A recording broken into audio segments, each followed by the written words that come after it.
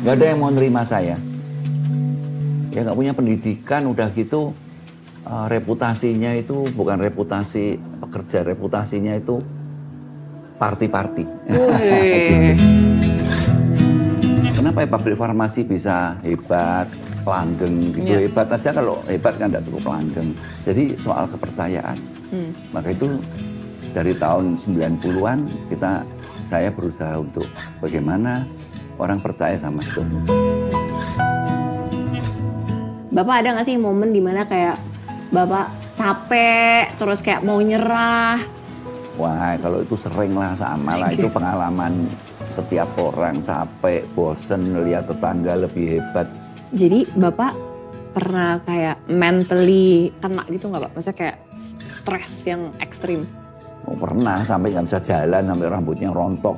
Begitu saya nggak pikiran, rambutnya tumbuh lagi gitu.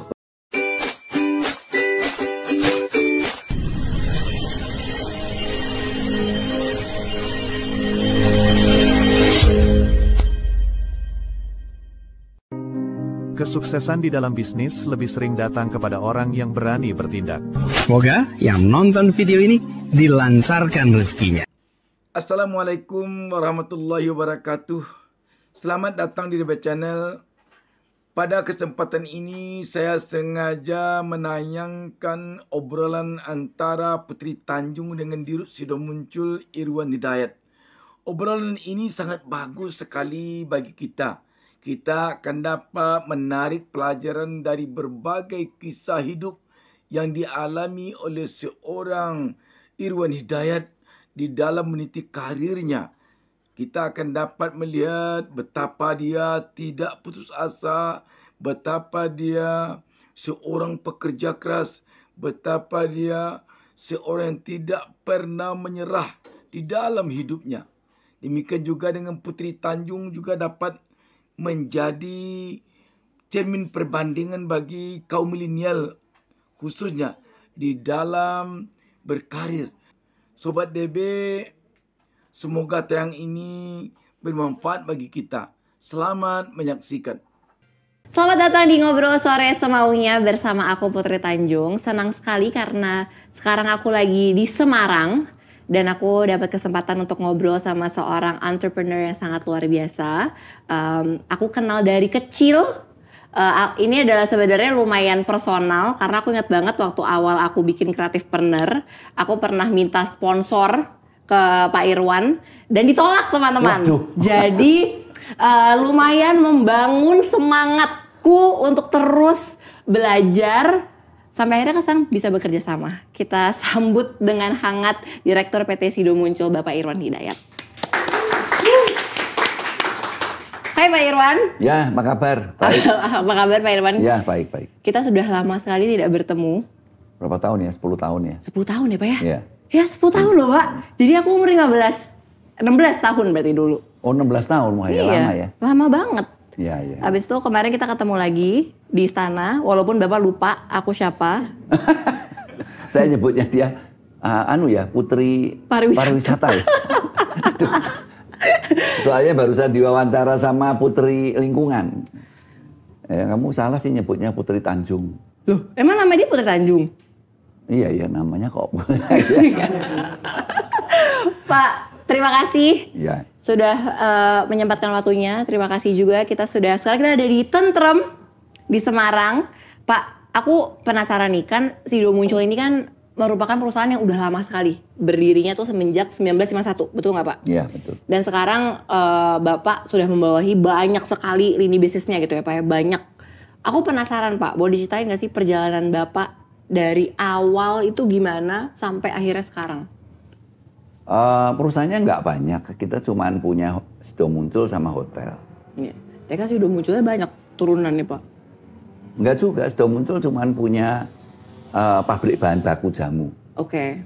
Dan Sido Muncul, tapi bisnis kita itu di hilirnya kita menggunakan UKM, hulunya kita bekerja sama dengan petani-petani. Gitu. Iya. Nah kalau tanya perjalanannya, saya kerja di Sido Muncul dari tahun 69. Pertama kali, jadi ini tahun yang ke-53 saya kerja di Sido Muncul. Dan selama 53 tahun, saya cuma ada di bagian marketing. Oke. Nah, sekarang yang saya pekerjaan saya itu marketing, R&D, dan product development. Oke. Fokusnya di tiga itu ya, Pak? Nah, kalau ceritanya ya dari tahun 69,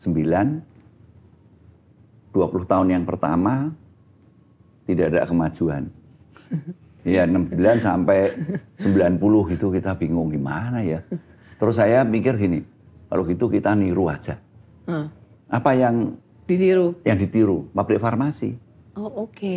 Nah, pabrik farmasi.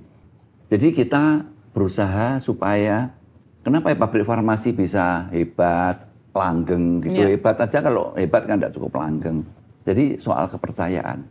Maka itu dari tahun 90-an saya berusaha untuk bagaimana orang percaya sama Sidomuljo. Itu yang kita lakukan. Jadi building trust ya, Pak? Iya, building the trust. Pak, tapi waktu awal masuk ke family business, ini kan berarti third generation ya, Pak? Kalau secara blood ya, secara law second generation. Oke. Kalau secara blood third generation, kalau secara law second generation. Ya, second generation. Waktu itu pas masuk, Pak, karena kan aku juga second generation nih, Pak. Sama Bapak kan. Jadi aku penasaran, waktu Pak Irwan masuk pertama kali, itu dipaksa, diharuskan, atau memilih? Oh enggak, ya sekarang saya mau kerja apa? Jadi waktu itu, benar waktu itu saya mikir gini. Saya kerja di farmasi pertama. Terus di farmasi itu setahun dari 68, tempat om saya. Oke. Terus akhirnya saya mikir, iya ya tempat saya itu ada Sidomuljo, papa mama saya itu punya Sidomuljo. Kenapa ya saya kok mati-matian di tempat ini? Gitu. Nah langsung saya pindah. Saya pamit, terus saya bilang saya mau masuk Sidomuljo. Masuk di Sidomuljo, ya itu di marketing aja. Waktu itu udah ada marketing, namanya sales. Oh ya, sales. Pokoknya saya di situ aja. Terus di situ aja. Jadi bukan karena milih, tapi kepaksa gitu. Iya, berarti kepaksa kan, Pak? Kepaksa. Tapi berarti Bapak punya sense of tanggung jawab juga kan? Maksudnya, enggak. Itu cuma kepaksa. Kepaksa karena nggak punya, mau kerja mana, nggak punya pendidikan. Jadi orang juga ngerti saya nggak mungkin lah kerja sama orang kayak waktu itu. Nggak ada yang mau nerima saya. Kenapa, Pak? Ya nggak punya pendidikan, udah gitu reputasinya itu bukan reputasi pekerja, reputasinya itu party-party. Gitu. Iya, fun life berarti Bapak waktu dulu. SMA itu saya suka party-party, jadi kita nggak mungkin lah saya bisa kerja. Maka itu saya langsung. Maksud Bapak selama SMA party mulu? Lulus SMA, ya selama SMA sama setelah itu 2 tahun kan lagi kacau negeri ini waktu itu. Jadi saya cuman ya enggak party-party lah, keliling-keliling naik motor kemana-mana gitu. Oke. Jadi YOLO ya Pak? Bapak tahu YOLO nggak? YOLO. You only live once. Oh filmnya James Bond dong. Emang iya? Oh, itu you di zaman only live dulu. twice. Oh iya, tapi James ini Bond. one ya. Iya, Ini iya. kalau YOLO misalnya ya. kalau anak-anak muda sekarang Pak, Ini ketemu generasi, aduh, YOLO, oke. Jadi kalau anak-anak muda sekarang, I was kalau YOLO at that time. Iya, Yeah, I kalau was. berarti Bapak you were YOLO at that YOLO. time. Nah, berarti Bapak masuk, habis itu Bapak karena terpaksa kan, karena Bapak nggak ada Terpaksa. pilihan. Tapi Bapak enjoy kan Pak? Apa pressure? Wah harus membangun. Enggak enjoy. Perasaannya ya kayak biasanya orang kerja di jamu, di Sidomuljo, pikirannya bayangin jadi kontraktor, teman saya bisa jadi kontraktor, itu aja. Jadi setiap kali cuma mikir, waduh kok. Jadi sebenarnya kepengen keluar cuma nggak ngerti mau kemana gitu. Oke. Ya. Pak, tapi kan Bapak masuk, habis itu pasti Bapak berarti langsung diajarin tuh, dimentorin sama keluarga Bapak. Kalau aku kan kayak waktu awal masuk sama bapakku digerus kan. Oh, papa mama saya nggak bisa ngomong, nggak banyak ngomong, nggak banyak teori, gitu. Loh, papa kamu kan memang dentis ya? Iya, dulunya dentis, Iya, tapi nggak pernah dentis. praktek. Iya tahu dentis, tapi punya papa mama saya nggak ngajarin apa-apa. Ya, tapi ngajarin ada yang bagus. Dia ngajarinnya gini. Waktu pertama kerja dia pesennya gini. Gimana Pak? Kamu tuh ya nek sama karyawan jangan nyakitin. Ngomongnya yang genah. Genah itu bahasa Jawa. Iya, yang benar. Ngomongnya yang beres, yang Iya. benar, jangan nyakitin. Itu aja. Ajarannya cuma itu. Dia sendiri nggak bisa ngajarin lah. Saya juga memang nggak mau belajar kemana-mana sih. Jadi Bapak ya udah cuma ya prosesnya aja gitu ya? Oh iya, langsung proses. dijalanin? Ya, pokoknya salah-salah melulu lah. Pak, berarti kan Bapak udah lama banget tadi, 53 tahun. Terus sebagai seorang entrepreneur Pak, biar bisa perusahaannya sustainable, gimana cara biar Bapak bisa terus relevan? Ya waktu itu selama hampir 20 tahun saya bingung kok nggak maju-maju ya. Terus suatu hari saya juga lihat saya mesti meniru aja.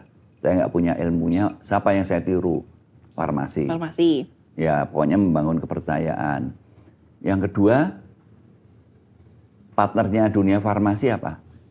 Kedokteran. Iya. Nah, dokter itu salah satu yang saya suka, yang menginspire saya itu, yaitu adalah sumpahnya Hippocrates. Yang mengatakan bahwa I will treat my patient with my heart, mind, and knowledge.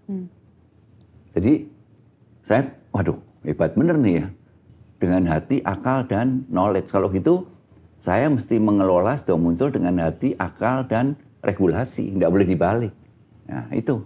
Tapi kalau ada yang ditiru, itu kita tuh jalannya di track yang benar gitu. Iya. Jadi kita mesti seperti dunia farmasi harus mendapat kepercayaan, dan itu yang kami lakukan selama hampir 32 tahun ya. Terus kami juga selalu yang pertama di dalam membuat produk mesti ngikutin hati kecil kita dulu. Misalnya yang gampang ya, hati sama akal itu kan kalau kita membuat produk, boleh enggak keluarga kami minum? Iya. Jadi produk ini yang pertama harus untuk keluarga kami sendiri. Iya. Harus mau minum dan yakin bisa minum. Ya itu kira-kira konsepnya seperti itu.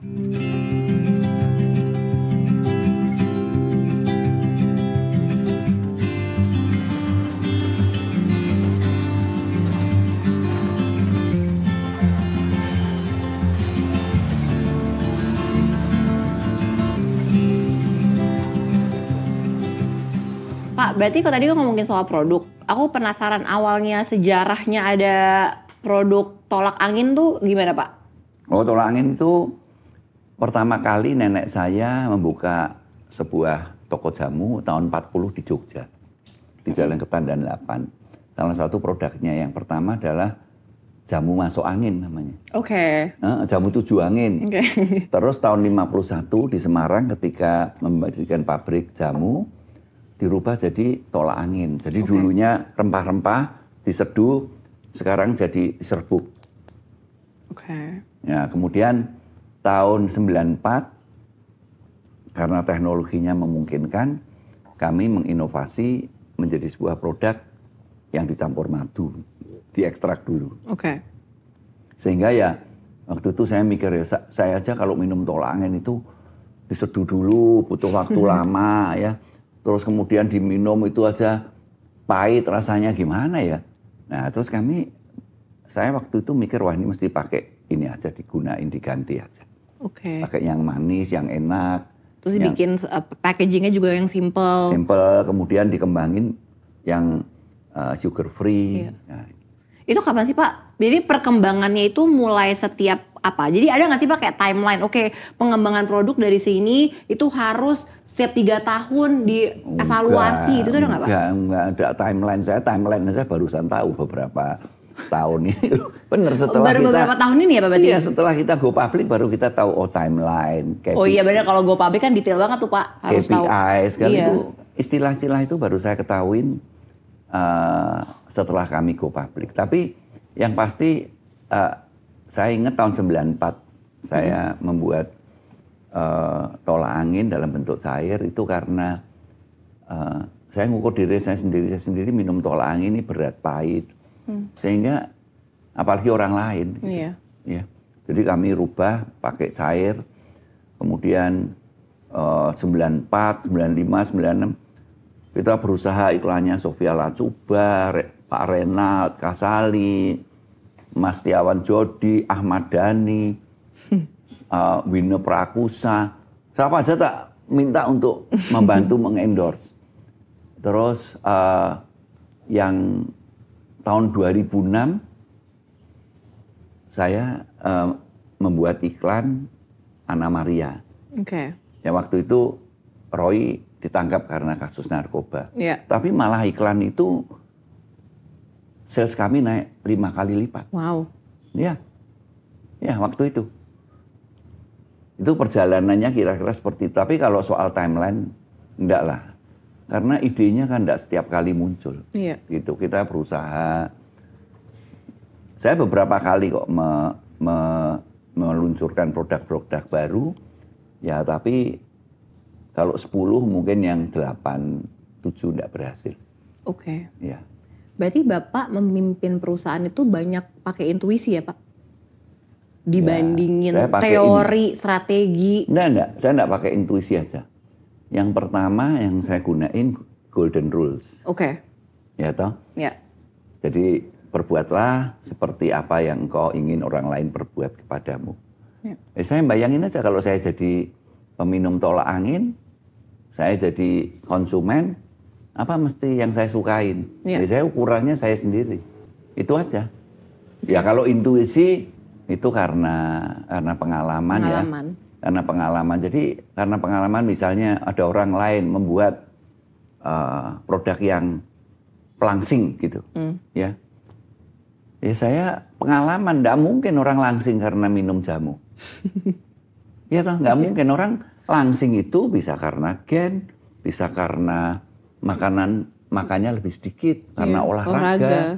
Ya kan susah. Jadi hal-hal seperti itu, COVID. Kita membuat misalnya pada waktu COVID 2 tahun yang lalu, kita juga tidak mengatakan bahwa kami akan meneliti obat untuk COVID gitu. Karena secara logika saya mikir ya nggak mungkin COVID bisa disembuhkan pakai jamu, diobati pakai jamu. Dan seandainya jamu bisa membunuh virus COVID, saya rasa nggak ada orang mau minum jamu lagi. Ya begitu hebatnya. Betul. Virus saja mati. Kamu berani minum jamu kalau virus mati karena COVID? Kan nggak berani toh. Ya kira-kira seperti itu. Oke. Pak, dari perjalanan yang banyak banget yang Bapak sudah lalui, kan pasti banyak momen ups and down. Ada nggak Pak, boleh ceritain nggak momen yang paling berat yang Bapak pernah hadapi menjalani bisnis? Oh ya itu tahun 70-an kami punya utang 46 juta. Oke. Salesnya cuma 800.000. Wow. Kan kamu ada Bank Mega toh Papa ya. Coba kalau perusahaan dikasih utang 46, salesnya cuma 800.000 gimana? Ya toh pusing toh. Pusing lah. Pusing. Banknya pusing, kita lebih pusing gitu. lagi.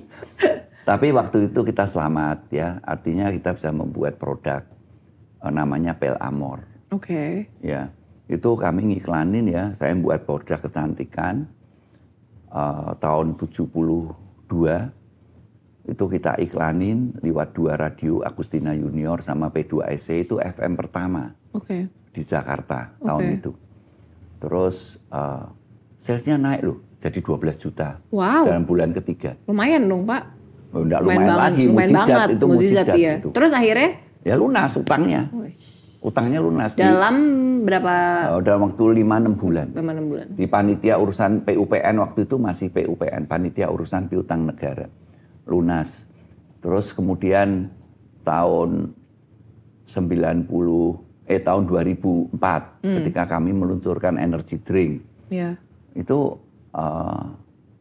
kita salah prediksi, kita membeli bahan di akhir tahun 2004 kebanyakan. Kita pikir salesnya itu bakal misalnya 40 juta ya di bulan Desember.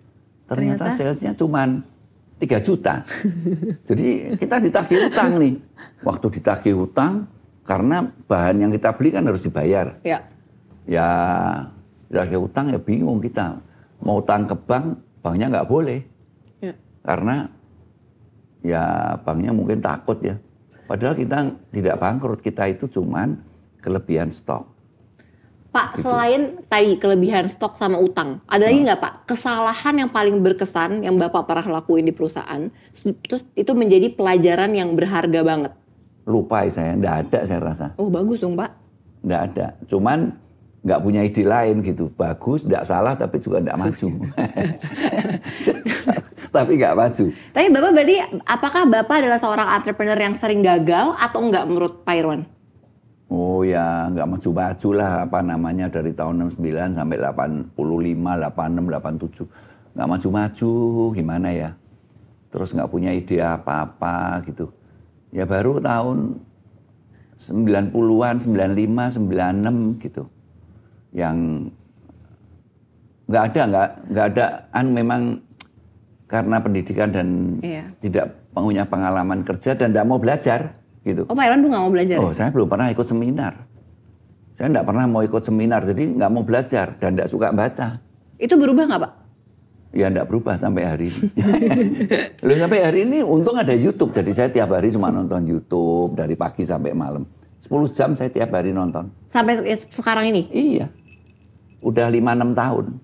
Oh oke. Iya, saya belajar dari YouTube banyak. Pak, aku penasaran. Tadi Bapak bilang kan, Bapak merasa ini nggak maju-maju nih kan, stuck gitu. Terus Bapak melakukan apa saat lagi stuck itu? Ya nggak ngelakuin apa-apa, nggak ngerti apa-apa. Saya kan belum pernah juga bisnis lain. Oke. Coba saya nggak pernah bisnis apa-apa. Saya ini cuma sudah muncul aja dari awal. Loh kalau saya bangun hotel tentrem ini karena waktu itu punya duit, nggak ngerti mau buat apa, ya paling aman dibeliin tanah toh. Iya. Dibeliin tanah, terus dibangun hotel. Gitu. Jadi, bisnis yang tidak punya resiko. Mana kamu lihat sudah muncul punya bisnis di luar ini, misalnya batu bara, minyak sawit, atau nggak pernah. Nggak pernah, nggak punya ide, nggak ngerti mau apa. Udah intinya itu. Pak, tapi ini menarik sih. Dengan pengalaman yang Pak Irwan punya gitu ya. Kan Bapak tahu sekarang banyak banget anak muda yang mau jadi entrepreneur dong Pak, yang mau punya usaha sendiri. Nah Bapak ngelihatnya sekarang anak-anak muda ini apa nih Pak? Kelebihan dan kekurangannya yang mereka miliki? Anak muda sekarang itu jauh lebih hebat daripada zaman-zaman saya. Karena ya teknologi, informasi gitu ya. Dan pemerintahnya juga mensupport gitu. Salah satu contoh, kan banyak anak muda yang kaya-kaya mendadak. Ya, bukan mendadak. Jadi hebat seperti, ya banyaklah anak-anak muda yang buat, apa itu namanya? Startup. Kemarin saya ketemu ya di sebelah saya, itu yang kemarin kita bareng di istana. Itu ada yang ikan. Saya tanya, "Duh kamu usahanya apa?" "Ikan Pak." "Wah ikan gimana ya?" "Oh saya buatin itu Pak, pengalengan." "Oh berapa salesnya?" 2,2 T. Loh, ini anak muda umur 27, 2,2 T. Ya hebat loh. Jadi anak muda sekarang itu tidak bisa di-compare dengan generasi-generasi lama.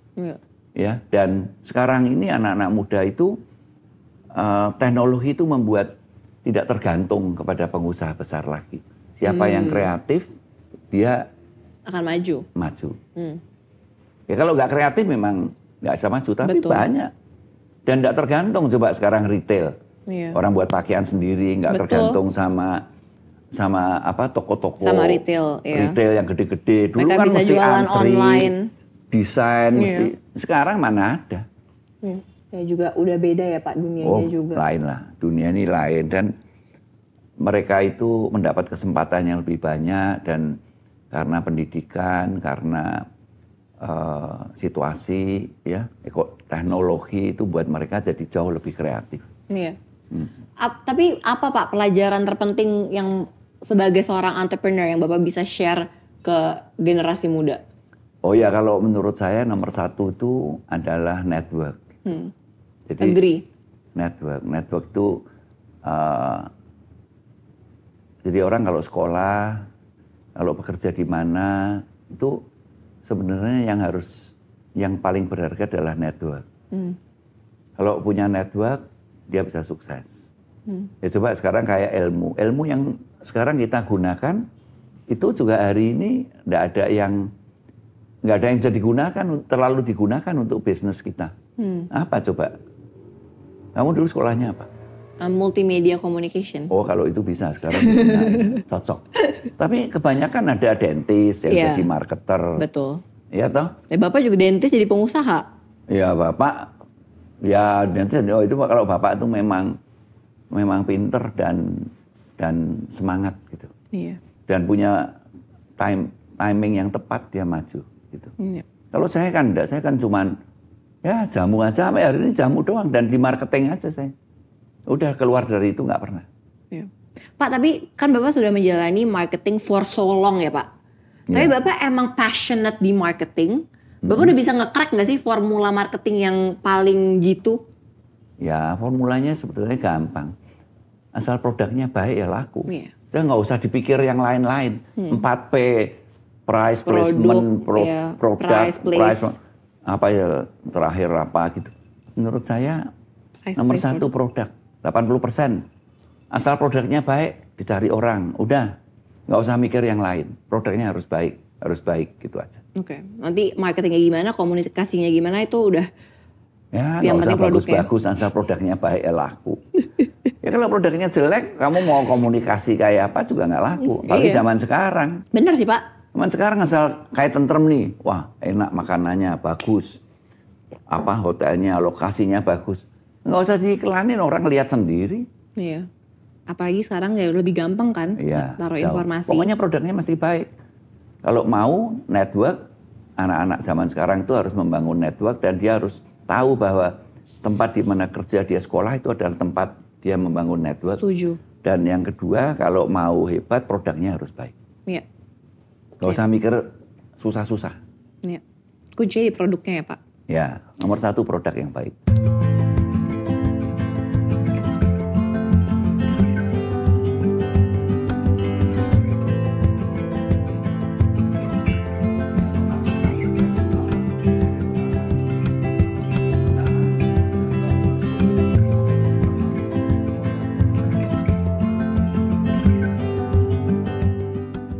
Pak, Bapak kan sekarang tadi udah ngomongin banyak soal generasi muda. Kalau generasi muda kan kayak aku lah ya, nggak usah jauh-jauh. Kan kadang-kadang suka capek gitu ya Pak, pingin nyerah gitu-gitu. Bapak ada nggak sih momen dimana kayak Bapak capek, terus kayak mau nyerah. Terus gimana cara Bapak overcome itu? Wah, kalau itu sering lah, sama lah. Itu pengalaman setiap orang, capek, bosen, lihat tetangga lebih hebat. Tapi saya juga nggak bisa keluar-keluar dari sini, nggak ngerti mau apa. Dan kalau dipikir-pikir, akhirnya kita sadar, oh ya semua sudah di jalan Tuhan ini, sudah ditakdirkan oleh Tuhan. Kita mesti bagaimana. Seperti upaya manusia toh, tapi kan sebenarnya ya cara Tuhan supaya dia tidak ingin dikenal. Jadi Bapak pernah kayak mentally kayak kena gitu nggak Pak? Maksudnya kayak stres yang ekstrim? Oh, pernah, sampai nggak bisa jalan, sampai rambutnya rontok. Begitu saya nggak pikiran rambutnya tumbuh lagi gitu. Gimana Pak? Bener, kamu kalau saya pernah nggak bisa jalan, saya dioperasi nih, diganti kaki. Rambutnya rontok. Ya, karena kepikiran tahun 2004 itu saya lonceng Kuku Bima. Oh iya, yang waktu itu yang utang itu ya Pak ya? Mau bayar nggak bisa, mau bayar utang banknya nggak boleh. Jadi bank itu ya, kalau kita lagi susah, nyebelin loh. Maaf nih, Bank Mega enggak, kalau Bank Mega. Iya, terima kasih ya. Pak. Nanti saya sampaikan ke Bank Bapak. lain, pokoknya bank itu aja. Tapi saya stres sampai tahu-tahu nggak bisa jalan. Ya ampun, terus Pak. rambutnya rontok semua. Udahlah. Padahal nggak bangkrut, padahal cuman kebanyakan stok aja, butuh duit untuk bridging, nggak mau ngutangin dia. Terus Bapak gimana cara overcome biar nggak terlalu kepikiran? Doa terus sekeluarga tak suruh doain, tapi manjur loh. Akhirnya lolos juga kami. Alhamdulillah. Pak, nextnya apa? Goal apa lagi yang Bapak ingin capai? Loh, saya salah satu ya, kita sukses di jamu. Kemudian kita punya pabrik bahan baku. Kemudian goal ke depan itu saya kepengen supaya Sido Muncul ini bisa ini loh, bisa punya network ya, misalnya membantu UKM. Ya, yang punya kontak dengan kita, yang punya hubungan. Nah, salah satu yang kami kerjakan yaitu cita-cita saya itu kepengen yang besok tanggal 22 ini saya resmikan adalah memuliakan tanaman obat. Tanaman rempah Indonesia. Karena tanaman rempah ini kasih contoh jahe. Jahe itu kan ada minyak atsirinya. Minyak atsirinya itu cuma 1%. Nah, saya kepengen bekerja sama dengan peneliti-peneliti. Labnya sudah ada di pabrik. Untuk meneliti tanaman rempah Indonesia ini. Padahal tanaman rempah itu bisa menjadi pendorong ekonomi. Makanya saya nanti ngeresmiin cita-cita saya, ya harapan saya nanti tanaman rempah ini bisa menjadi berkualitas seperti abad ke-17 waktu VOC datang ke sini. Ya. Menarik, amin Pak. Dan juga lebih sustainable ya Pak, jadi bisa berguna untuk lebih banyak orang. Dan kita juga bisa lebih banyak bekerja sama dengan UKM. Gitu. Sebab sebagai penerima SDGs, proper emas dari KLHK, kita punya tanggung jawab moral untuk berpartisipasi membantu program-program pemerintah. Iya. Dan kemarin juga udah ya Pak, kan ada tuh beberapa kerja sama Kemenko PMKM juga, jadi semoga bisa terus dan lebih sustainable ya Pak. Pak, sebelum kita akhiri obrolan kita main game dulu Pak biar nggak kaku. Wah, ini gamenya apa ya? Oke. Jadi gamenya namanya jawab semaunya. Jadi Bapak tinggal jawab aja, tapi Bapak jangan mikir, jadi langsung jawabnya. Oke? Siap Pak? Ya, siap. Ketika bangun pagi, hal apa yang langsung saya pikirkan? Pegang handphone. Oke. Waktu kecil, hal yang paling memalukan yang pernah saya alami adalah? Sekolah. Kenapa kita Pak? turun naik dari kelas 6, diturunin kelas 5. Kok bisa? Nah ya waktu itu ada namanya percobaan. Iya, probation kan Pak? Ya, kalau bahasa Belandanya voorwaardelijk. Oke. Pak, orang nggak banyak yang tahu kalau saya itu orangnya? Penakut. Oh, Bapak penakut? Iya, takut gelap. Oh, Bapak takut gelap? Takut tidur sendiri. Oh gitu. Iya. Menarik. Next ya Pak, saya paling bete kalau menghadapi situasi seperti orang, enggak bisa jawab saya ini. Kenapa? Bapak nggak pernah bete? Enggak ya, semua saya pahamin, saya berusaha untuk memahami. Wow, luar biasa. Iya. Enggak bete, setiap kali orang ngomong misalnya yang aneh gitu, saya bayangin kalau saya jadi dia, wah saya mungkin lebih aneh gitu aja. Loh, tapi benar. Saya kalau lihat orang ya jengkelin gitu, saya enggak, kalau saya bilang ya udahlah. Makanya saya bilang pemerintah ini sekarang orang bilang pemerintah salah. Saya enggak, saya bilang wah kalau saya jadi pejabat ini saya lebih jelek. Gitu. Karena memahami aja. Jadi saya enggak pernah bete belakangan ini loh ya. Iya, dulu bete terus. Kalau dulu apa ya lupa saya. Karena Bapak udah bijaksana sekarang. By the way, ini pertama kali pertanyaan ini dijawabnya nggak ada loh Pak sama orang. Jadi Bapak adalah orang pertama yang bilang nggak pernah bete. Enggak, saya berusaha memahami orang lain. Nice. Oke, next Pak. Teman-teman saya bilang kalau saya adalah orang yang teman-teman nih Pak. Teman-teman di pergaulan Bapak bilangnya Bapak. Wah, nggak pernah ngerti dia ngomong apa tahu. Ya kalau ngomong yang jelek, saya nggak tahu dia ngomong apa. Dan dia nggak berani. Kalau bagusnya apa berarti? Bapak sukanya dipanggil apa? Masa nggak ada dijulukan? Ada. Waduh, Anda itu loh, baik sekali loh, sering membantu orang. Saya bilang, enggak, saya cuma beriklan sebetulnya. Iya, saya benar beriklan, tapi orang bilang, wah beramal. Enggak, saya enggak beramal, saya beriklan. Pokoknya saya jawab, saya beriklan. Sembari membantu, sembari berpromosi. Iya. Oke. Next Pak, saya merasa hidup pada saat